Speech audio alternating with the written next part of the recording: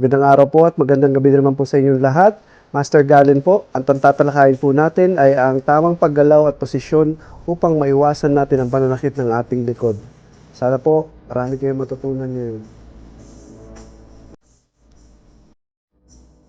Proper body mechanics o mga tamang paggalaw o posisyon ng katawan upang maiwasan ang pananakit ng likod o ang tinatawag na low back pain.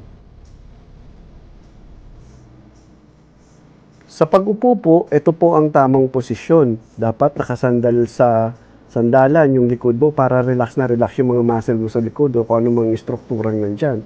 Hindi po pwede yung nakatuwad ka o nakayukong-yuko. Magiging sanhi po yan ng pananakit ng likod nyo o kung dati nang nananakit ang likod nyo, baka mas lalong lumala ang pananakit nito. Ayan po ang tamang posisyon. Sa leeg naman po, wag namang nakayuko kasi masakit din yan sa leeg. At sa pagbubuhat naman po, ito po yung tama. Dapat po nakabaluktot ang tuhod. Hindi po pwede yung ganyan na nakatuwad. Nako, delikado yan sa likod. Lalo na kung mahina talaga ang likod mo. Dapat po ang bigat ay malapit sa katawan mo. Ayan po ang tamang proseso. At kung may abutin ka naman sa mataas na bagay, pangit po yung tumitingkayad ka. Ang gawin mo po, kumuha ka ng maapakan para maabot mo po yung isang bagay.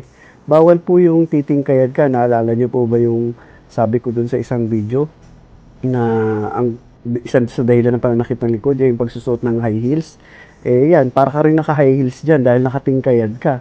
So, wag niyo pong gagawin yan. Alam ko, kadalasan maraming gumagawa yan. Pag hindi abot dahil nagmamadali, titingkayad para makuha na nila yung gusto nila maabot.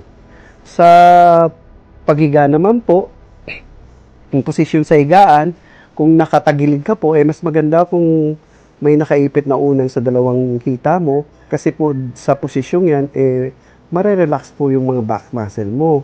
At kung nakatihaya ka naman po, may unan sa ilalim ng tuhod.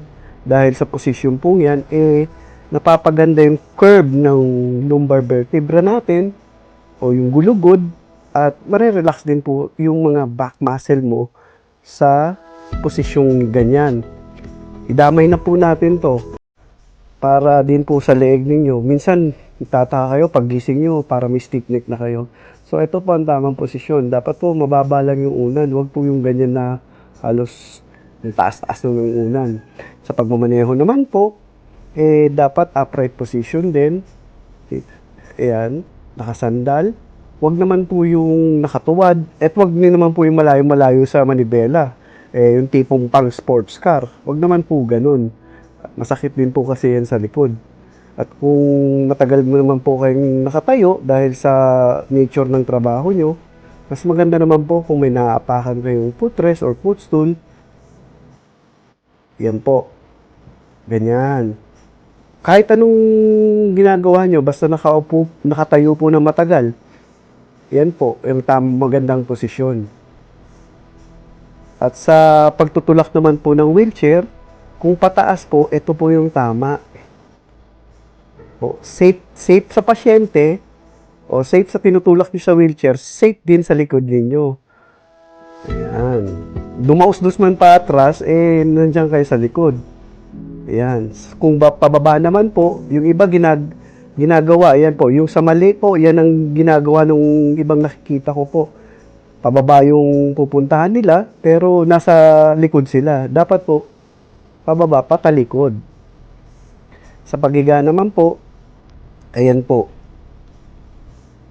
Upo. Papakita ko po yan sa inyo. Slow mo, medyo dadahan-dahan na natin ang proseso. At isusuporta mo po ang dalawang kamay mo.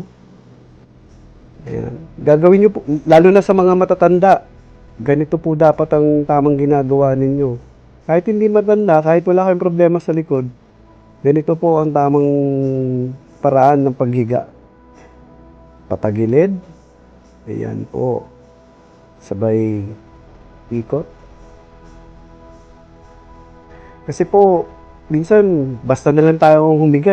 Basta-basta na lang, nagmamadaling humiga. So, iwasan po natin yung mga ganito. Sumunod po tayo sa tama. Yung pagbangon naman po sa higaan, parang reverse lang natin. Baliktarin lang natin yung pamamaraan. So, tatagilid ka muna po. Ayan. Inalukot yung tuhod. Gawin niyo po 'to, practicein niyo po 'to, lalo na po ang mga lola, mga lolo, yung mga senior. Makakatulong po 'to sa inyo para hindi naman po nananakit yung likod niyo at makahataw pa sa ballroom natin diyan. Ayan po. Eto po dinadahan-dahan lang, wag naman po ganyang kabagal, dinahan-dahan lang po natin para talagang maobserbahan niyo rin kung paano yung tama. So, ayan po. Kung may aalalayan naman kayo na isang tao sa pagtayo niya o sa pagbuhat niya mula sa kinalalagyan niya, ganyan po yung tama. Dapat tingnan niyo po yung picture. So, dapat malapit yung binubuhat niyo sa katawan niyo. Safety sa kanya, safety rin sa likod niyo. Ayan po. Panoorin niyo po. Yan po ang tamang pag-alalay. Gawin niyo lang po 'tong mga bagay na 'to, lahat ng sinabi ko po rito. At tiyako, magiging ligtas ang likod niyo. Ayan. Sana po kahit konti, may napulot kayong aral. Or kung dati niyo nang alam 'to, na-review kayo kumbaga, na-refresh yung mga sarili niyo. Hanggang sa muli po, Master Galen uli. At kung bago ka lang po sa channel ko, i-click po na po ang subscribe button para maging updated ka po sa lahat ng video ko. Maraming salamat po. Kita-kita po ulit tayo sa next video.